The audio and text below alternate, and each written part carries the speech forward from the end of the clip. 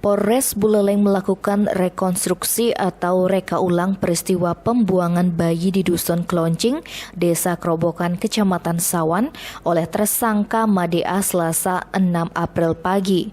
Rekonstruksi di dua tempat kejadian perkara tersebut dihadiri langsung oleh Madea dan suaminya, Gusti Kadek Okayasa.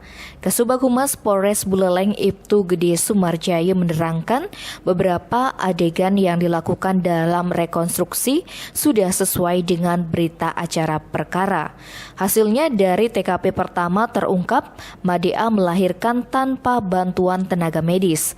Selain itu, kata Sumarjaya, saat dilakukan rekonstruksi juga terungkap fakta baru bahwa Madea sempat mengepel lantai dan mencuci kain setelah melahirkan. Dia membersihkan bekas air ketuban yang ada di lantai dengan menggunakan celana yang dipakai lalu mencucinya.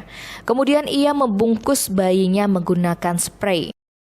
Sebelum dibawa ke rumah suaminya yang saat itu masih berstatus kekasihnya, Madea sempat mengecek denyut nadi bayi perempuan itu.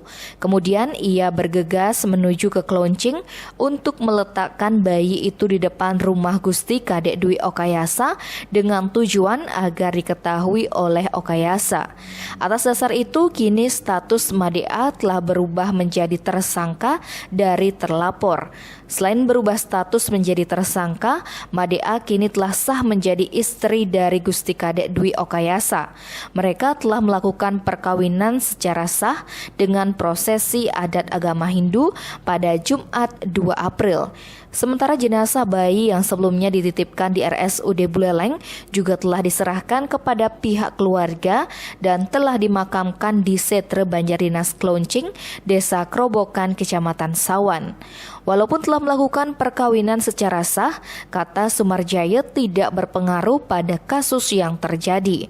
Jadi rekonstruksi dilakukan untuk menegaskan kembali tentang jalannya peristiwa yang terjadi yang dilakukan oleh si ibu yang menempatkan bayi itu di rumah suaminya.